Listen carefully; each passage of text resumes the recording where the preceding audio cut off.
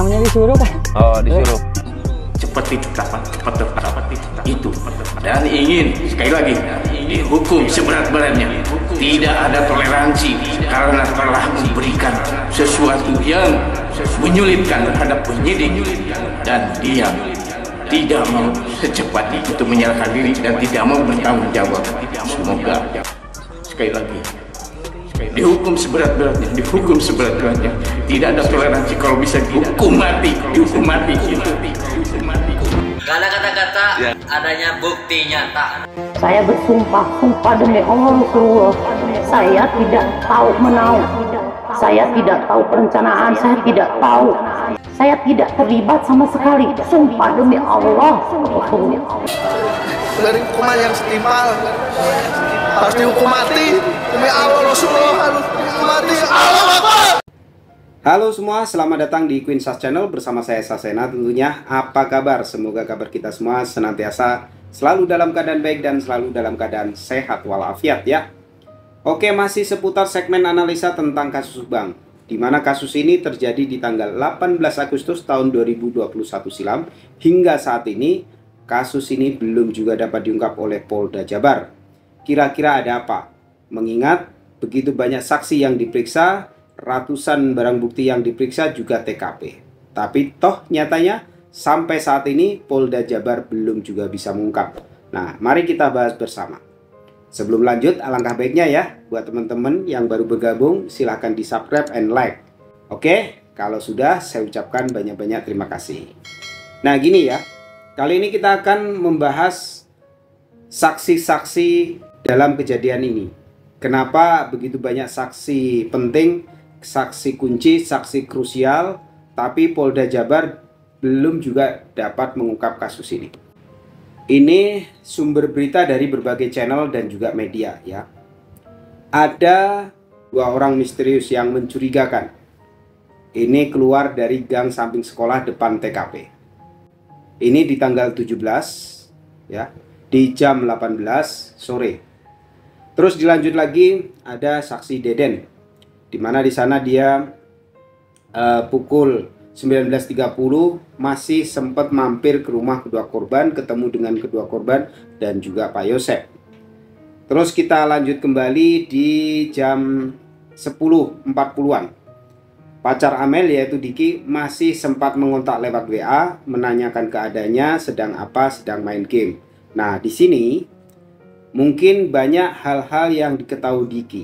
Kan tidak mungkin hanya sekedar basa-basi menanyakan hal itu ya. Pasti ada komunikasi-komunikasi lain sebelum kejadian terjadi. Kenapa pas kebetulan sekali juga si Diki ini pas WA? Apakah memang setiap malam itu WA atau pas malam itu seminggu berapa kali? Nah, ini bisa diselidiki. Karena di sini untuk saksi Diki ini ya, ini juga perlu didalami kenapa dia buru-buru memprivasi akun punya Amel. Apakah dia sudah koordinasi dengan keluarga atau belum ya? Ini kan kita nggak tahu ya. Walaupun sudah diserahkan oleh pihak kepolisian, apakah akun tersebut isinya masih orisinil atau ada yang ditambahi atau ada yang dikurangi? Nah, ini perlu pendalaman yang seksama. Oke, kita lanjut. Saksi Wildan. Wildan sekitar jam 23.47-an ini masih melihat 5 sosok orang di depan TKP di bawah pohon jambe ya, dengan posisi mobil Alphard itu sudah tidak di garasi tapi keluar. 3 perempuan, 2 laki-laki. Nah, di sini perlu kita cermati, Wildan bisa melihat sosok orang di sana, dia dari arah Bunihayu. Ini ada pertigaan, terus dia belok kiri. Artinya kemungkinan Wildan ini kan mengatakan dengan kecepatan 50-60. Kalau dengan kecepatan itu saya meragukan. Kemungkinan Wildan ini salah memperkirakan speedometer ya. Artinya dia habis belok tentunya jalannya belum begitu kencang. Ya karena mungkin juga dia tidak melihat speedometer, jadi hanya perasaan. Kalau perkiraan saya kecepatannya 40-50. Dalam kecepatan itu masih memungkinkan melihat tengok kanan, tengok kiri. Ini yang sering saya alami sendiri, masih bisa melihat hal itu ya. Cuman dia sendiri tidak menjelaskan apakah mengenal dengan sosok itu apa enggak. banyak yang mengasumsikan 3 perempuan itu adalah kedua korban. Kalaulah itu benar, artinya di malam itu belum terjadi apa-apa. Tapi kalau itu salah, kemungkinan sudah terjadi apa-apa. Kalau kita korelasikan dengan hasil otopsi yang pertama, bahwa Ibu Tuti dinyatakan meninggal pada jam 23.30. Artinya kalau Wildan melihat orang-orang tersebut di jam 23.47-an, jadi sudah terjadi sesuatu di sana.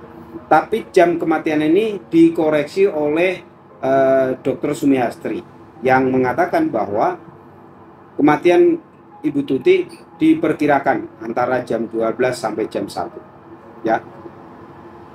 Nah, dilanjut kembali dengan kesaksian Feby. Ini di jam 24.00 lebih. Melihat sebuah kendaraan putih di sekitar TKP, tapi tidak ada pergerakan manusia di sana. Oke, itu sampai tengah malam. Nah, ini berikutnya adalah saksi yang menurut saya saksi kunci. Kalau informasi ini adalah benar, ya, di mana di sana ada kesaksian seseorang di jam 2.30 dini hari. Ini di TKP melihat seseorang dengan ciri-ciri yang jelas. Informasinya, untuk saksi ini sudah di BAP. Bahkan di situ sempat diancam atau diintimidasi oleh orang yang mengaku dari salah satu instansi. Nah, instansi apa? Masyarakat awam biasanya ya, lazimnya itu segan dan takut kepada TNI Polri. Apakah dari dua instansi ini? Ya entahlah. Kemungkinan kepolisian sudah mengetahui ya, kalau memang saksi ini sudah mengatakan apa yang dia lihat, apa yang dia alami. Nah, ini saksi kunci. Oke, sampai di situ ya. Mudah-mudahan kepolisian memang sudah mendalami hal ini, dan si saksi pun sudah mengatakan sebenar-benarnya walau dalam ancaman seseorang yang mengaku dari salah satu instansi. Katanya jangan ikut campur. Nah, ini penuh misteri. Kalau benar instansi yang dimaksud adalah TNI Polri, ini sangat disayangkan. Tapi begini, kasus ini kan sudah diambil Polda. Kalaulah ada oknum aparat yang terlibat, kelasnya masih Polres ke bawah, seharusnya tidak terpengaruh Polda ini. Kecuali oknum aparat ini yang terlibat jenjangnya di atas Polda. Katakanlah orang Mabes Polri. Tapi kok sejauh itu, siapa yang punya korelasi sampai jauh ke sana? Nah, ini perlu dipertanyakan, apakah benar rumor ini.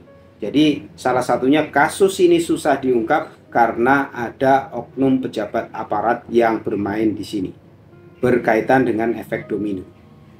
Nah, kita serahkan kepada pihak penyidik apakah rumor dan isu ini benar, kenapa kasus ini sampai 2 tahun lebih tidak bisa diungkap. Oke, kita lanjut ke saksi berikutnya di jam 3 dini hari. Ada saksi yang pulang dari kerja, informasinya demikian, melintas di TKP, mendengar jeritan. Tapi tidak secara detail apakah dia berhenti atau tidak. Ya. Dan ini juga kita harapkan sudah di BAP. Kalaupun belum, bisa ditelusuri ya. Informasi ini benar atau tidak. Karena orangnya ini mengarah ke Kasomalang. Oke, kita lanjut. Itu sampai jam 3. Terus jam 3 lewat sedikit, kalau keterangan Danu benar, ya, karena saya sendiri masih percaya dan tidak, karena ini yang berbicara adalah Ki Anom. 2 kali Danu dimintai keterangan Ki Anom dan tim di kantor desa di malam hari, ya, di dini hari, itu mengatakan keluar di jam 3 lewat 5 atau jam 3 lewat 10-an. Ingin menggeli nasi goreng di seputar TKP, dan dia melihat di situ ada sosok 2 laki-laki 1 perempuan. Siapa dia? Ini kalau keterangan Danu benar. Jadi ada korelasinya. Lanjut lagi kita ke pagi harinya. Pagi harinya ada Ilham, ya, yang mengantar adiknya sekolah, melihat orang mirip salah satu saksi. Dan juga dia pulang dari sekolah masih melihat orang yang sama di bawah pohon jambe. Setelah berita ini viral, dia menyatakan kenal dengan orang tersebut. Diperkuat lagi dengan CCTV yang mirip dengan salah satu saksi, ya, di jam 6.50. Oke. Nah, Ada lagi saksi yang melihat bahwa ada pergerakan mobil Alphard, yaitu Mang Ajat, saat dia ingin membeli bubur ya. Dimana di sana dia tidak menyatakan melihat orang yang menyetir mobil Alphard tersebut, tapi desas-desusnya ya. Sebenarnya Pak Ajat ini melihat. Dia berkata begitu apakah untuk cari aman atau bagaimana? Nah ini patut diselidiki, benar-benar tidak melihat atau melihat Mang Ajat ini. Karena ada rumor Mang Ajat ini sebenarnya tahu siapa yang mengendalikan mobil Alphard di pagi itu. Terus ada angkot, di situ ada dua saksi berarti supir angkot dan penumpang angkot. Tapi yang terekspos di media di sini itu adalah penumpang angkotnya, yaitu Mang Suja. Mengatakan ada pergerakan mobil Alphard turun dari rumah menghalangi jalan dan sempat ditegur oleh supir angkotnya bisa nyupir atau enggak. Nah, dari saat itu muncullah sketsa yang kemungkinan diambil dari keterangan si supir angkot tersebut. Nah, ini apakah identik dengan apa yang dikatakan oleh Pak Ahmad Taufan bahwa beliau memiliki saksi-saksi ya saat kejadian mulai jam 24.00 sampai jam 7.30 pagi. Apakah saksi-saksi ini yang dimaksud? Ya mudah-mudahan ya dengan Pak Taufan sekarang ini selain mendampingi Danu dan keluarga kakak-kakak Ibu Tuti, juga ada amanah untuk memperjuangkan keadilan buat kedua korban sehingga kasus ini segera bisa terungkap. Berdasarkan temuan-temuan itu, apakah polisi ini masih ragu? Apakah alat bukti yang didapat belum cukup? Kan kabarnya ada 216 barang bukti yang diperiksa. Apakah di antara barang bukti ini tidak ada alat bukti yang menunjang dan berkesesuaian dengan keterangan saksi? Contoh begini. Saksi yang melihat seseorang di jam 2.30 dini hari, bahkan ciri-cirinya dia tahu. Apakah ini sudah mengarah ke seseorang? Dan kalau iya, katakanlah si A, apakah sudah diselidiki alibi orang tersebut malam itu ada di mana? Dan apakah ada sinyal BTS HP-nya yang ditangkap di sana? Artinya kalau itu sudah ketahuan, alibinya jelas bahwa malam itu dia tidak ada di rumahnya atau di mana, bahkan dicurigai di TKP, diperkuat lagi dengan BTS HP-nya ada di sana. Nah ini sudah memenuhi syarat saya pikir ya. Keterangan saksinya ada, alat buktinya ada. Artinya sudah 2 alat bukti. Karena alat bukti ini kan ada 5 ya. Dimana di situ keterangan saksi, keterangan ahli, petunjuk, surat ya. Terus satu lagi keterangan terdakwa. Nah, keterangan terdakwa ini belum bisa didapat karena terdakwanya belum ada. Nah, diperlukan 2 alat bukti ini, saya pikir ya, kalau menurut pengamatan saya harusnya sudah ada. Nah, terakhir info yang kita dapat ya dari sumber yang tentunya cukup bisa dipercaya bahwa di Reskrimum ini sudah menjabarkan, sudah menjelaskan kinerjanya dalam penyelidikan tahap 2 kepada Kapolda yang baru, yaitu Bapak Irjen Ahmad Wiyagus.